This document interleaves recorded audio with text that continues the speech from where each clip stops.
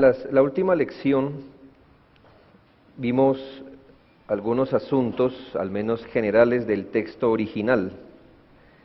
Hablamos de la necesidad de entender qué significa el texto original y abordábamos una dificultad entendiendo que nosotros no tenemos acceso ya a los autógrafos. Y recordemos, los autógrafos son los escritos tal cual salieron de la mano de los autores originales, sino que hoy tenemos copias de copias de copias, y eso es con lo que se trabaja hoy. Ahora, el punto es, hay un texto original. La idea, como hablábamos ayer, de la crítica textual es tratar de establecer un texto original. Debido a que tenemos muchos manuscritos, demasiados manuscritos existentes, la crítica textual se esfuerza porque con criterios de análisis, recopilar o sacar ciertos manuscritos para hallar un texto original. Ahora, habíamos hablado y habíamos hecho una diferencia entre el Antiguo y el Nuevo Testamento. Por la historia, tal como la vemos en la palabra de Dios, y hasta en épocas del Señor Jesucristo, sabemos que ese proceso de copias, de copias, de copias, se preservó fielmente, tanto que el Señor Jesucristo puede citar las Escrituras con propiedad y no afanarse por posibles adulteraciones de las copias. El asunto viene después, cuando los apóstoles mueren y hay un sinnúmero de cartas allí, los rollos del Antiguo Testamento. Y aquí hablábamos entonces de los masoretas, el papel que ellos cumplieron, de seguir como con la tradición de análisis, de preservación, y estos esfuerzos dieron como resultado algo que hemos llamado el texto masorético, que es un texto estandarizado,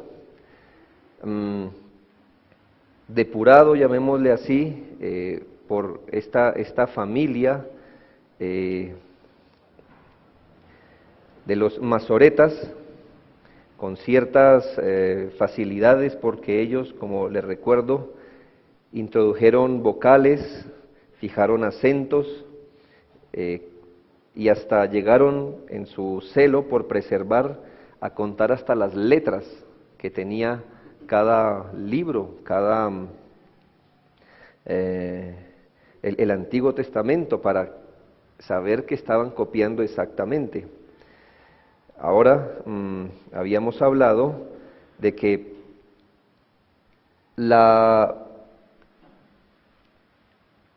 este texto masorético está representado en otras fuentes. Hablábamos de los rollos del Mar Muerto, los textos encontrados allí, muchos de ellos vienen de ese texto masorético, y habíamos hablado, por ejemplo, textos como la Vulgata Latina, al menos en el Antiguo Testamento, fue un resultado de la Septuaginta, y la Septuaginta se tomó del famoso texto masorético, etc. El punto es que para el Antiguo Testamento el asunto del texto original es más o menos más fácil tener un texto estandarizado. El gran problema o la gran dificultad, o más bien el desafío, lo tenemos en el texto original del Nuevo Testamento. Hay muchos manuscritos, y aunque estamos más cerca en el tiempo del Nuevo Testamento, luego de la muerte de los apóstoles, seguramente hubo la necesidad de repartir copias de copias de copias, y esto puso un asunto, un problema acerca de lo que llamamos variantes textuales. No siempre los manuscritos son 100% iguales. Hay algunas variantes, ya sean intencionales o no intencionales, que se hayan hecho. El punto es que esa es la realidad.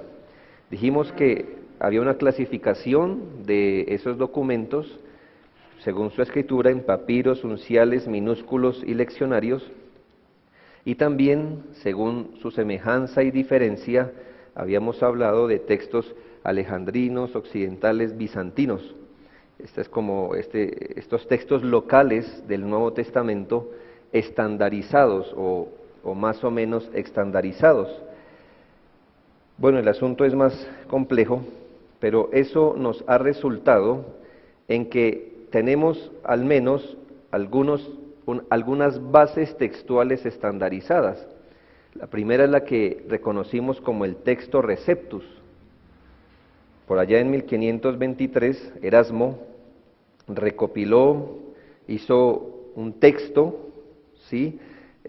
Según se entiende, producto de toda esa labor que siempre ha hecho y que se ha representado en la mayoría de textos, más o menos, pero Erasmo hizo un texto estandarizado. Estamos hablando en los años 1500. Hay otro esfuerzo de un texto estandarizado, mayoritario se llama. Muchos piensan que el texto Receptus y el texto mayoritario son lo mismo. Bueno, no exactamente lo mismo, a veces parece lo mismo, pero no lo es. El texto mayoritario es de carácter bizantino, pero no es exactamente el texto Receptus.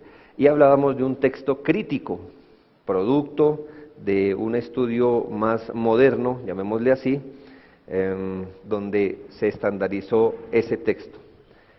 Así que cuando hablamos del texto del Nuevo Testamento tenemos al menos 3 bases textuales que existen hoy. El asunto es complejo. Quería hablarles esto porque encontré un dato que me parece importante darle. Dice este estudioso: hay aproximadamente 300.000 variantes textuales entre los manuscritos del Nuevo Testamento. Piense eso. Hay 300.000 variantes textuales entre los manuscritos del Nuevo Testamento. El texto mayoritario difiere del texto Receptus, estamos hablando de los textos estandarizados, ¿no?, en 2.000 lugares. Eso significa que el texto mayoritario y el texto Receptus concuerdan en el 99%. Entonces, note usted que aunque se digan 300.000 variantes, eso suene demasiado. Cuando toma usted el texto mayoritario y el texto Receptus y los compara, hay una coincidencia, o sea, son iguales en un 99%. El texto mayoritario, o a comparación, difiere del texto crítico, ¿sí? Ahora, el texto mayoritario con el texto crítico en 6.500 lugares. Cuando comparamos el texto Receptus y el texto mayoritario, difieren en 2.000. Pero la diferencia entre el mayoritario y el crítico es 6.500. Pero eso significa que ambos concuerdan el 98% de veces. ¿Ya? Así que, ¿por qué le digo esto? Porque aunque a usted le sume bastantes variantes, los textos que tenemos estandarizados, unos u otros, en verdad, aunque sumen bastantes variantes, no constituyen un porcentaje como que usted diga, no es que uno al otro difiere el 50%, o el 80%, o el 90%. No, realmente los estudios hasta hoy nos dicen que entre texto y texto hay unas variaciones en porcentaje muy mínimas. ¿Y por qué se lo digo? Porque esto, en lugar de producirnos temor, nos debe mostrar que Dios ha preservado su palabra. Mire que después de 2000 años, entre los textos tenemos una variación entre el 1 y el 2%. Y en asuntos que no afectan, en su gran mayoría de veces, ningún asunto doctrinal. Puede ser que en algunos, ya tejiendo muy delgado, se encuentren ciertos énfasis que pudiera uno decir, yo no estoy de acuerdo con esta base textual, pero mis hermanos, en la mayoría de veces tenemos seguridad.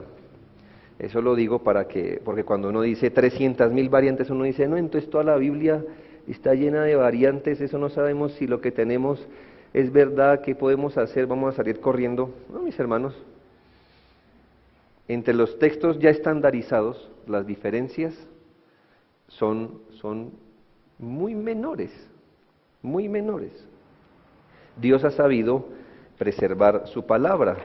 Claro, lo sabemos, la palabra de Dios nos lo afirma así. Nosotros tenemos la promesa de nuestro Señor de que Él, como dice Mateo 24:35, cielo y tierra pasarán, pero mis palabras no pasarán. La preservación de los libros bíblicos está asegurada por el Señor. Ahora, estamos hablando de una preservación esencial, no una preservación completa, como usted se pueda, pero hay una preservación esencial. Lo que usted tiene en la mano puede ser que, como pasa, puede ser que esta palabra, usted en otra Biblia la encuentre con un sinónimo o encuentre omitidas ciertas cosas, pero esas diferencias a la luz de toda una Biblia son relativamente menores. Allí es donde se nos hablaba, y esa es la gran diferencia, que si usted, por ejemplo, toma la Reina Valera en ciertos textos, y usted mira, por ejemplo, la Nueva Versión Internacional, o quizá, no estoy seguro si la Biblia de las Américas, hay textos que aparecen en uno y no en otro. Y no textos, no es que estamos hablando de capítulos enteros, estamos hablando, por ejemplo, en el caso, recuerdo casos específicos, la última parte de Marcos. La última parte de Marcos, creo que 15 del 9 al 20, si no estoy mal, esa aparece en la Reina Valera, pero en otras versiones no aparece. Entonces, ya usted sabe a qué se debe, a que la Reina Valera tiene un texto del cual se tomó Receptus en el que aparecía, y la otra versión de la Biblia se tomó de otro texto donde esos versículos no aparecen. Recuerdo el texto de, y tres son los que dan testimonio en el cielo, el Padre, el Verbo, el Espíritu Santo, estos tres concuerdan. Ese texto aparece en Reina Valera, no aparece en otras versiones. Ahora usted ya sabe por qué. Porque el texto del que se tomó para hacer la traducción al castellano Reina Valera sí estaba, pero el texto del que se tomó, la otra versión para traducir, no está. Entonces tiene que ver es con de dónde se tomaron ellos y cómo en estos casos específicos sí representa, digamos, un cambio. Ahora, si usted se da cuenta, no hay que preocuparse, aún si alguno afirmara que no, que ese texto de Juan, de que tres son los que dan testimonio, no está ahí, no está ahí, no está ahí, y se afirmen que no está ahí, no está, hermanos, aun si no estuviera ese texto, la doctrina de la Trinidad no sufriría ninguna alteración, porque es que nosotros no creemos la doctrina de la Trinidad por un versículo. No es por ser prácticos, pero, hermanos, aun si alguien dijera este texto no está ahí, lo quitara y dijera no, aún, hermanos, la doctrina de la Trinidad no sufriría ninguna pérdida porque la podemos rastrear desde el Génesis en adelante. Y ese tipo de asuntos son los que pasan. Si usted tiene una Biblia de estudio, probablemente a veces le aparezca un numerito y abajo le dice, este texto no aparece en algunos manuscritos, etcétera. Ya usted sabe por qué. Porque no tenemos un solo texto estandarizado, sino que hoy en los estudios bíblicos hay más.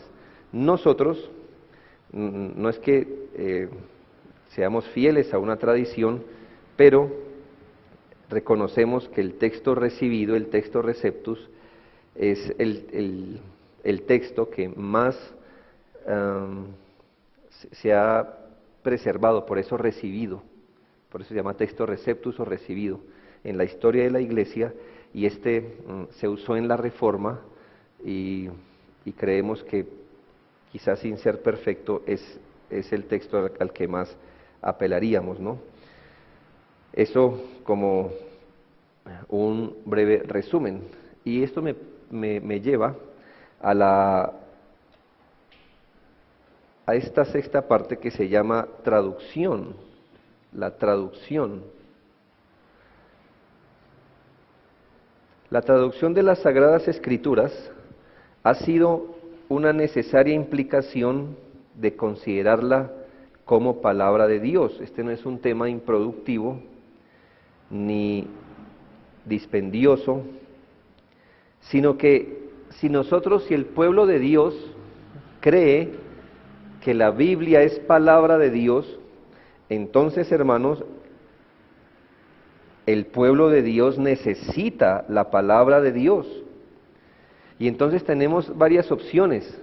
O usted aprende griego y hebreo y consulta la palabra de Dios, o hay que hacer esfuerzos para que la palabra de Dios sea traducida a los idiomas a donde el Señor tiene pueblo, y Él tiene pueblo, sabemos, en todo pueblo, linaje, nación. Entonces, hermanos, traducir la palabra de Dios no es un lujo. Dios ha dado su palabra a su pueblo.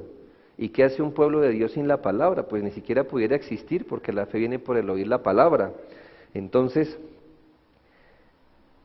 los esfuerzos de traducción han sido necesarios.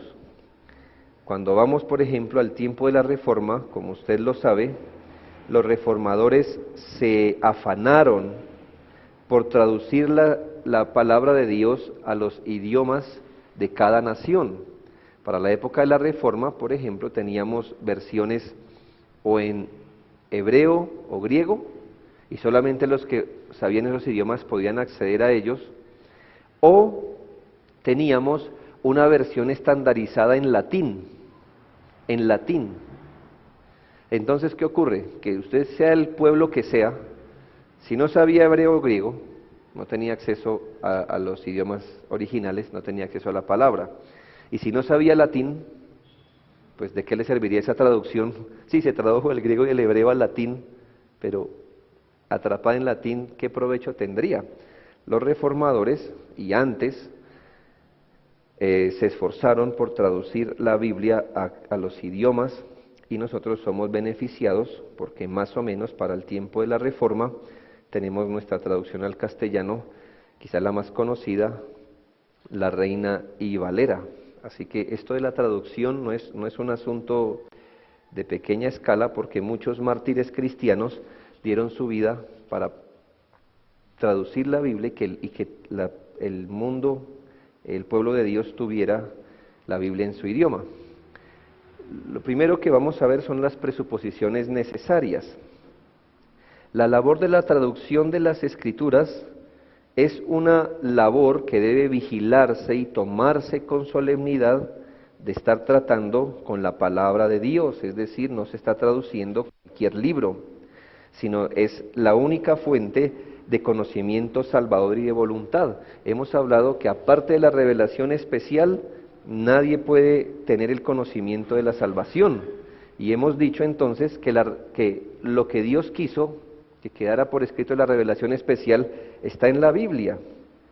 Entonces, la primera presuposición necesaria para la traducción de la Biblia, para los esfuerzos de traducir, es que la Biblia es palabra de Dios. El traductor debe saber que las palabras que traduce son las que Dios quiso poner por escrito. La labor de traducción es de una gran responsabilidad, ¿no cree? Porque es que usted está trasladando a otro idioma la palabra de Dios, lo que Dios quiso que nosotros hiciéramos, entendiéramos. Segundo, si hay una presuposición necesaria para la traducción de la Biblia, es su inspiración verbal. aunque vamos a ver después, espero el día de hoy, qué es la inspiración. Creemos que la inspiración de la Biblia se extiende a todas sus partes, a todas sus letras, a todas sus palabras. Si nosotros no creyéramos que Dios inspiró todas las palabras, ¿por qué esforzarnos en traducirlas? Pudiéramos sacar un resumen más bien, ¿cierto? Si lo importante era, bueno, no seamos tan meticulosos en traducir palabras, no, saquemos un resumen. La idea es que captemos cuál era la idea, ¿no? Es que nosotros creemos que Dios inspiró cada palabra. Y también alguna presuposición necesaria es el tipo de lenguaje.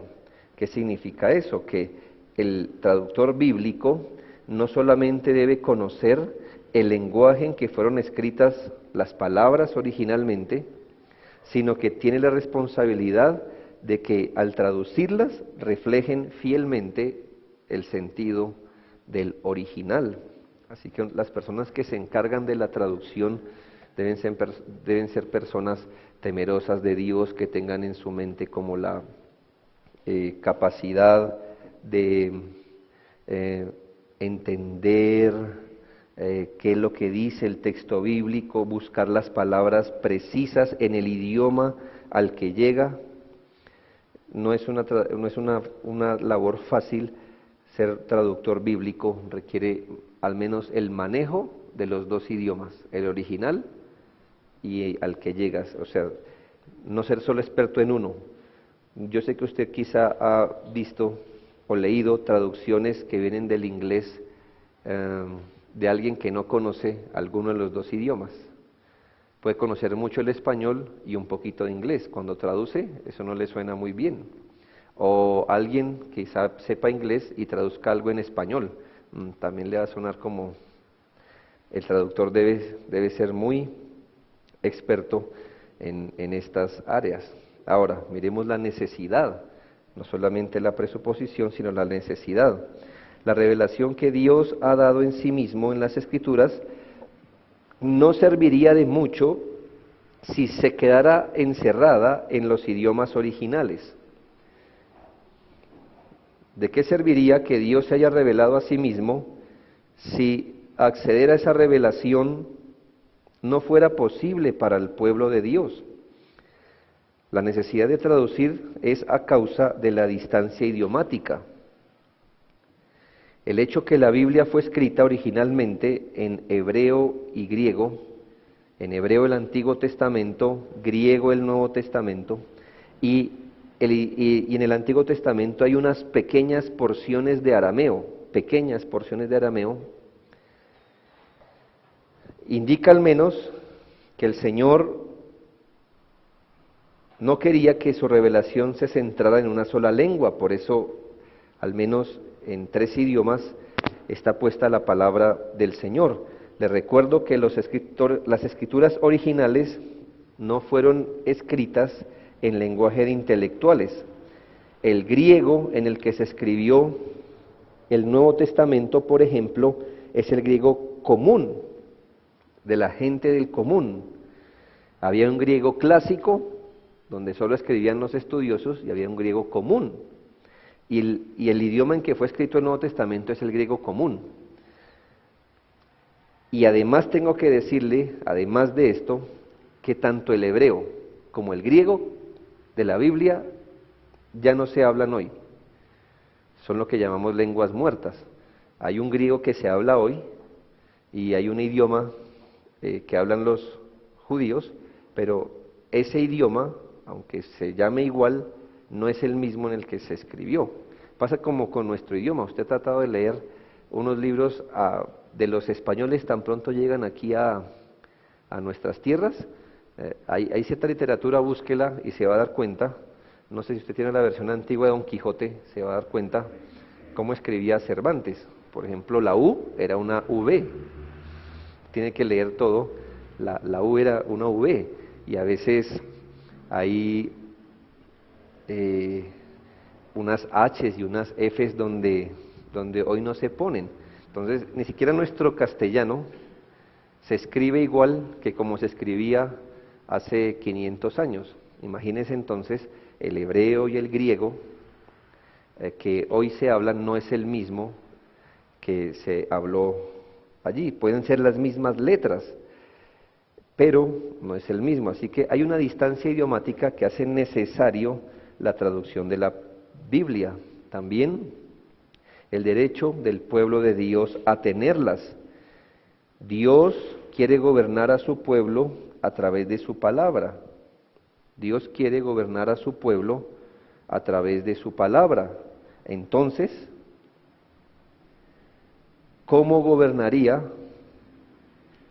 a su pueblo si la palabra de Dios solamente es custodiada o dada a ciertos hombres solamente? ¿Eso qué nos llevaría a nosotros si realmente la palabra de Dios no fuera traducida y solo algunos la entendieran? Pues nos tendríamos que volver al tiempo medieval, donde para que la gente pudiera entender la Biblia tenía que ir a sus líderes de la iglesia y esperar que ellos le dijeran la verdad. Así que traducir las Escrituras es cumplir así esta comisión de llevar la palabra de Dios y darle la palabra de Dios al pueblo. Una tercera necesidad es que es la voluntad de Dios que su palabra abunde entre los pueblos. Las Escrituras mismas dan a entender que ellas deben estar al alcance de todos los pueblos y en sus propias lenguas. Dios quiere darse a conocer a sus criaturas racionales y desea que su palabra more abundantemente. Tercero, miremos los propósitos de la traducción.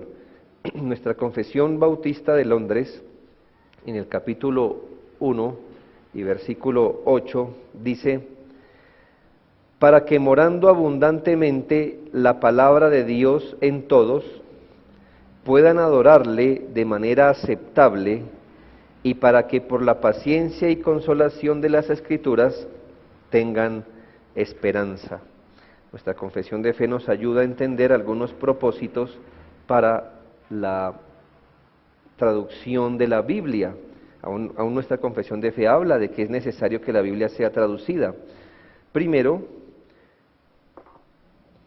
primer propósito, el conocimiento del temor de Dios. La palabra de Dios en Colosenses 3:16 dice que es necesario que la palabra de Dios, la palabra de Cristo, more abundantemente en medio de los creyentes. ¿Cómo puede morar abundantemente la palabra de Dios si nadie tiene una Biblia en su idioma, si no puede entender lo que dice la Biblia? Nadie ni creería ni adoraría a un Dios que ellos no conocen. La única manera de conocerlo es a través de las Escrituras. Segundo propósito es la adoración. ¿Cómo el pueblo de Dios va a adorar a Dios legítimamente si no tiene la palabra de Dios? Estaríamos a la altura de cualquier pagano que adora lo que piensa, que adora a un Dios a su imagen. ¿Cómo podemos adorar a Dios en espíritu y verdad si no tenemos la verdad de la palabra de Dios en nuestro idioma? Que no pase como antes, que la gente se contentaba, por ejemplo, con recitar ciertas frases en latín. Quizá usted se acuerda de sus abuelos, que ellos quizás hasta se podían echar la bendición en otro idioma. No sabían exactamente qué era lo que estaban diciendo, pero ellos decían: bueno, pues eso es lo que dicen, esa es mi religión.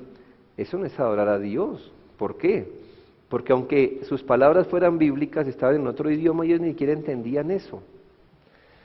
¿Cómo podemos adorar a Dios si no tenemos la palabra de Dios?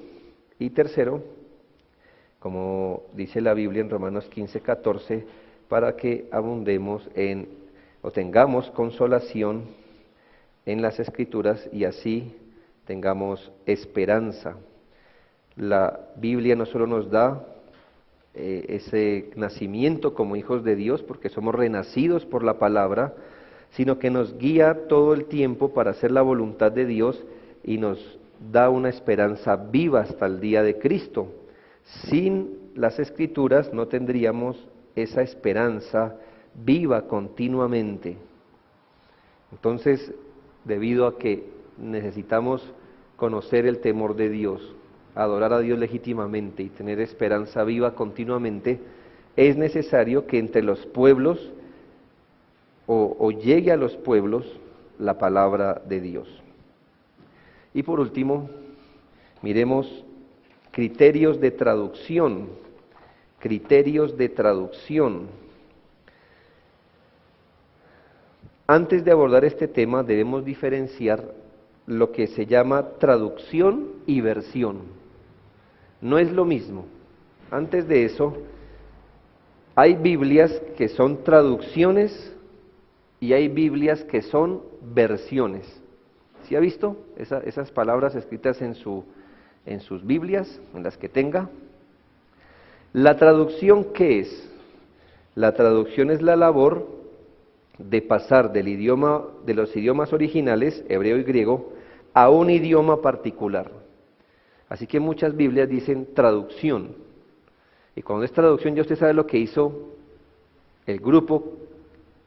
Consultó los originales, es decir, los textos estandarizados, y los trasladó a un idioma particular. Versión, se le llama versión a una revisión de una traducción.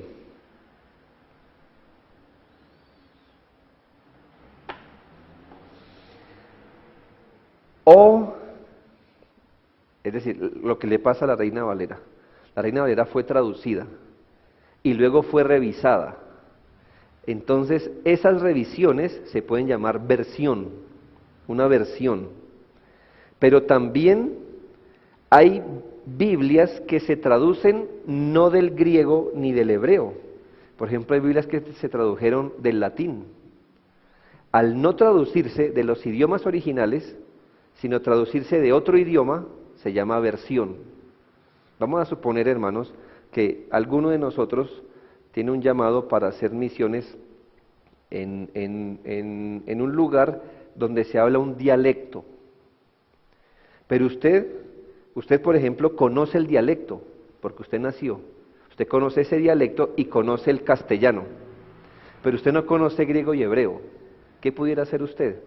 Toma la Reina Valera, ya en castellano, y la pasa al idioma de ese dialecto. Esa no es una traducción, aunque parece una traducción, ¿no? Pues es una traducción en el sentido general, porque se está traduciendo el español al dialecto.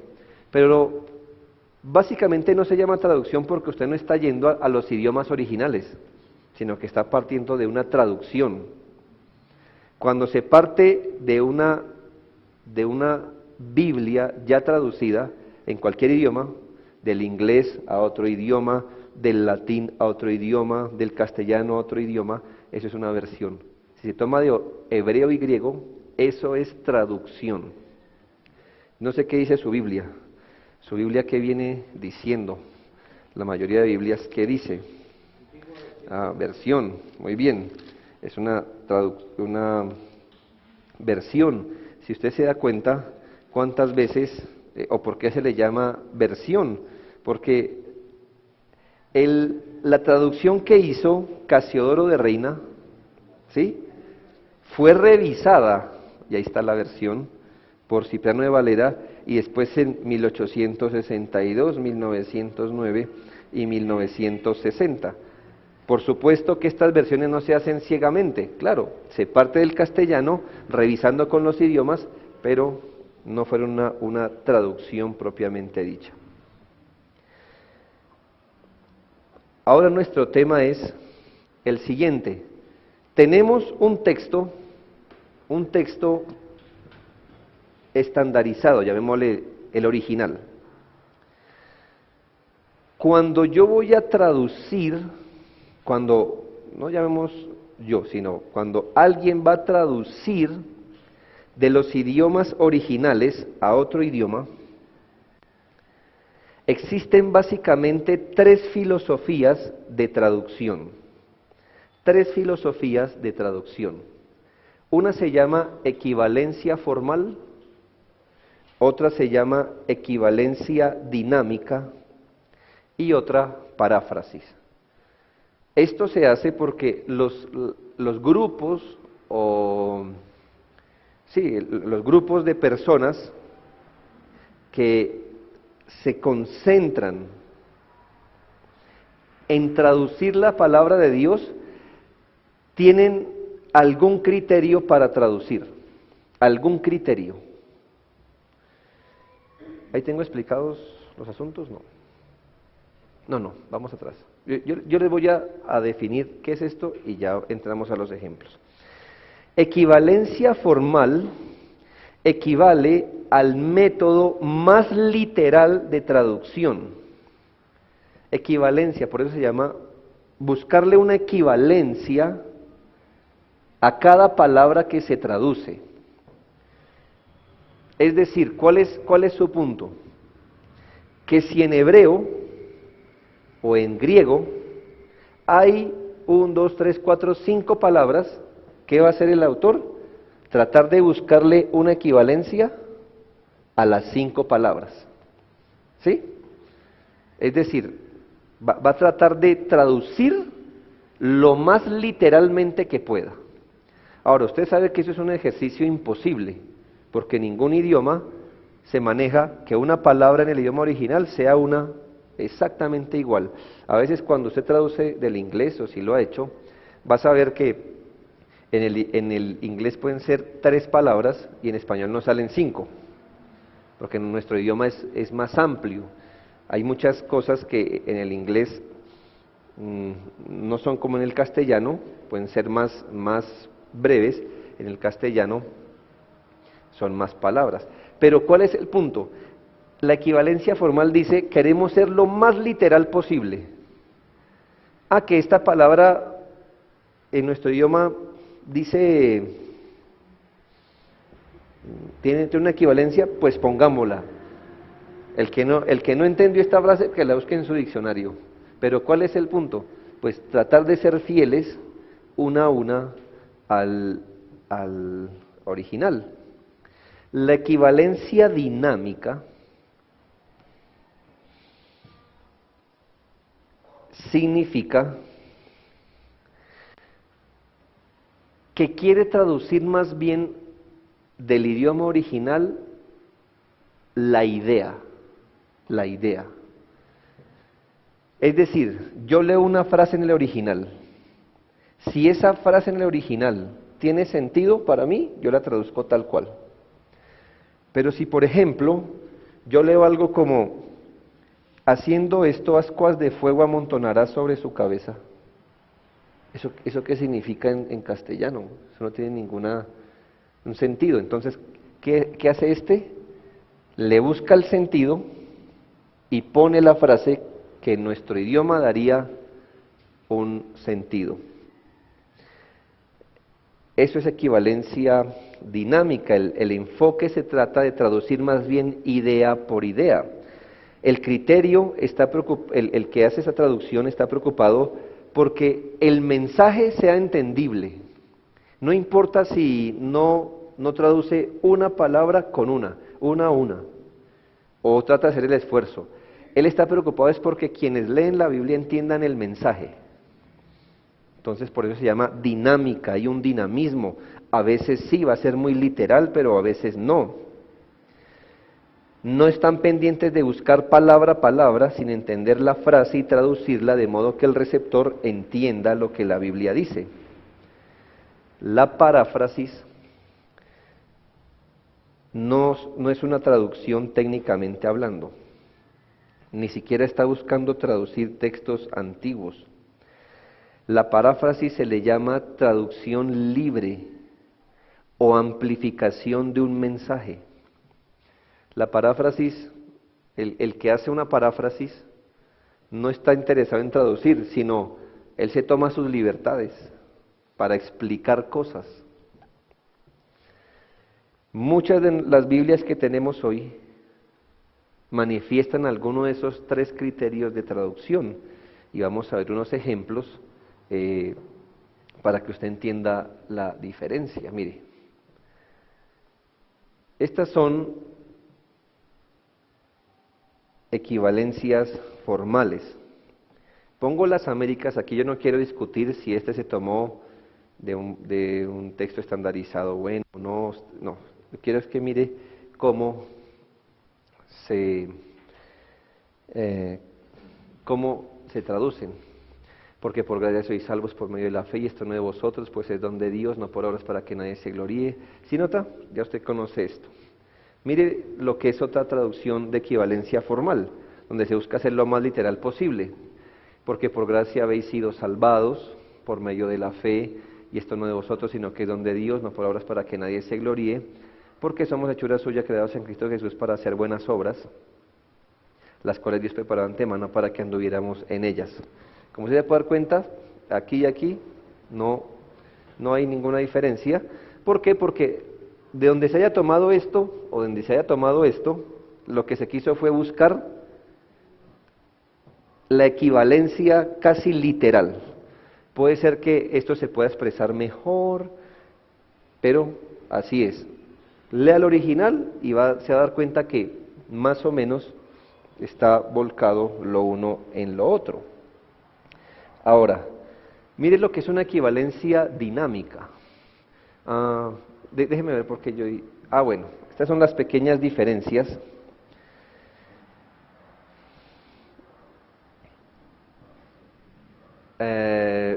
Sois salvos y habéis sido salvados. Esa es una diferencia que hay por ser fieles al verbo sois. Aquí nos parece que sois es más bien algo presente, ¿no? Aquí es más fiel al original. ¿Por qué? Porque es un perfecto participio.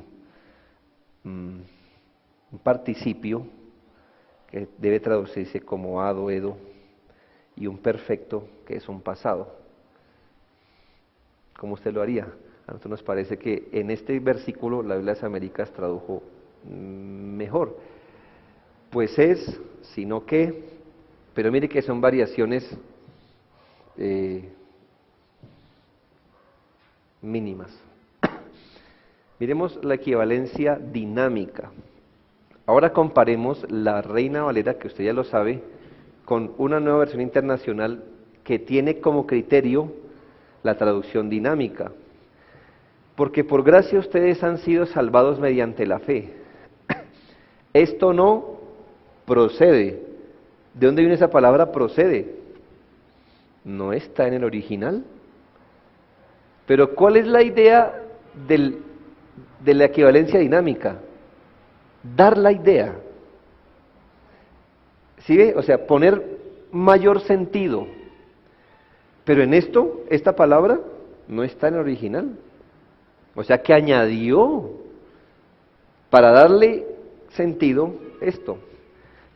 Y esto no procede de ustedes, sino que es el regalo de Dios. Aquí le añadió ahora un artículo. No por obras para que nadie se jacte, porque somos hechura de Dios. El original dice somos su hechura. Aquí, hechura de Dios, creados en Cristo Jesús para buenas obras, las cuales Dios dispuso de antemano a fin de que las pongamos en práctica. ¿Sí nota? Ahora, si usted es un estudiante de la Biblia y va a decir, bueno, pongamos, estudiemos esto en el idioma original, pues no la va a encontrar, porque esta fue una palabra añadida. ¿Sí?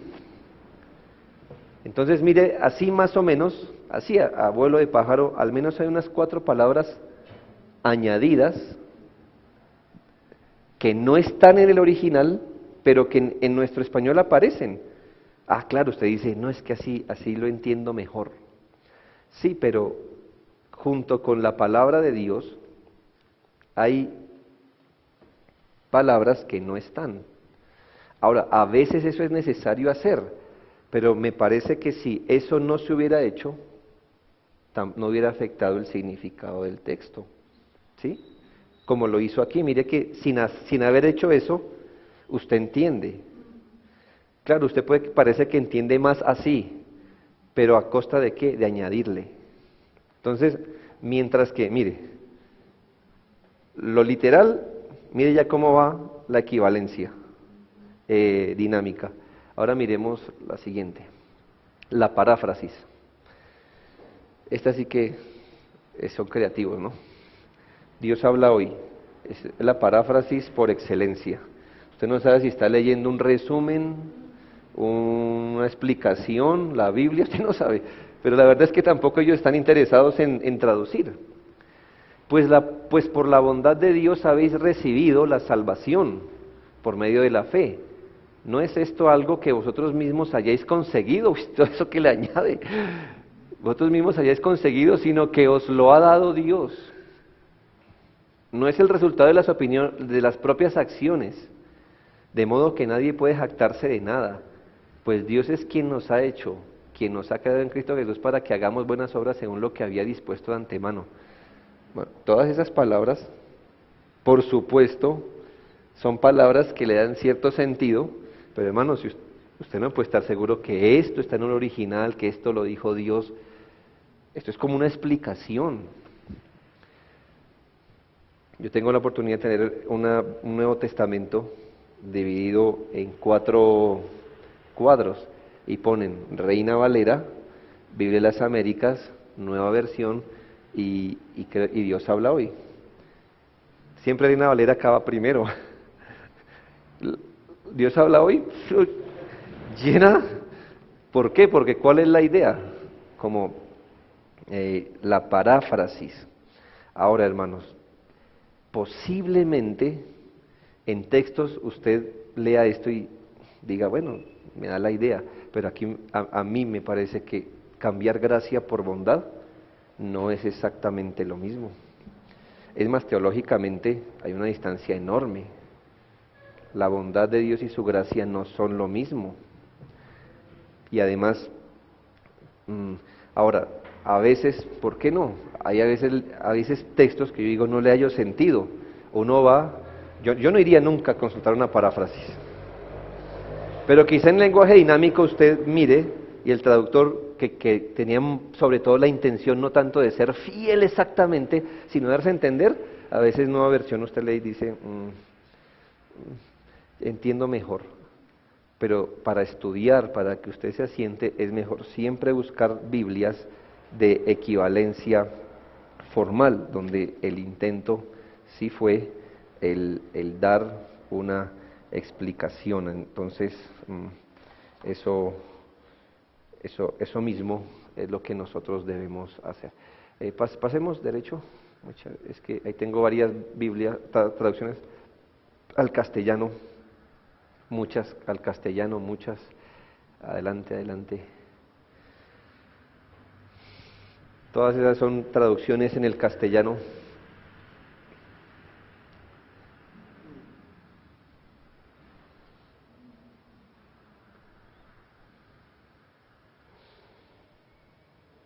Bien, terminemos con unas aplicaciones este punto. La primera, nosotros creemos en la preservación de las Escrituras. Y como podemos ver, el número elevado de variantes puede en realidad ser menos. Las variantes pueden ser explicadas con alguna facilidad y en su gran mayoría no afectan el significado del texto, ni mucho menos el significado teológico de la palabra de Dios. Además, si creemos que la mayoría de variantes no se hizo con mala intención, podemos saber que la Biblia en su mayor parte es fiel. A nosotros nos toca entender las cosas que pasan en las traducciones y en el texto original con un corazón piadoso. Esto no es para crear desconfianza, sino para que entendamos cómo Dios ha preservado la palabra de Dios en un mundo caído y por supuesto, aún me asombro que en un mundo caído con la malicia de Satanás, la malicia de los hombres, aún tengamos unos textos tan fieles, ¿verdad? Que no se diferencien unos a otros. 2, no todos los problemas se resuelven a la luz de las palabras con los textos estandarizados y léxicos. Léxicos son los diccionarios especializados en los idiomas originales. Nosotros sabemos que además de conocer las palabras y de tener los léxicos, hay otra materia que es indispensable para que aprendamos a resolver muchas cosas que aparecen en la Biblia, y es la hermenéutica. Son aquellas reglas de interpretación donde la misma Biblia nos enseña a cómo interpretarla. Vamos a suponer que estamos leyendo la Biblia y en una versión nos da una palabra, en otra traducción nos dice otra, y uno dice no, y entonces en los textos originales, que el receptus, que el mayoritario, bueno, ¿es una palabra? Pues investíguela. Pero hermanos, hay otra herramienta, y es que esa palabra no está sola, hace parte de un contexto, y ahí es donde entra la hermenéutica. Si usted entiende la hermenéutica, va a darle el sentido a la palabra de Dios. Entonces tampoco es que estemos arrojados solo a que si no somos expertos en la palabra original, no vamos a entender la Biblia nunca. No, mis hermanos, podemos ir a la Biblia de acuerdo a las reglas de interpretación. Tercero, si deseamos estudiar la Biblia, es necesario que nos esforcemos de acuerdo a nuestras capacidades, al menos por leer los idiomas de la Biblia. No es un requisito, hermanos, ¿sí? Pero digo, entre más pueda avanzar en esto, mejor. No es el requisito para ser de una iglesia ni para pertenecer a la membresía, saber griego y hebreo. Pero hermano, si usted al menos puede más o menos leer, si usted se está interesado en ser estudioso, pues hermanos, puede tener más acceso a ciertos léxicos. Si no, al menos asesórese de los mejores libros. Hay comentarios bíblicos que son comentarios devocionales y hay comentarios exegéticos.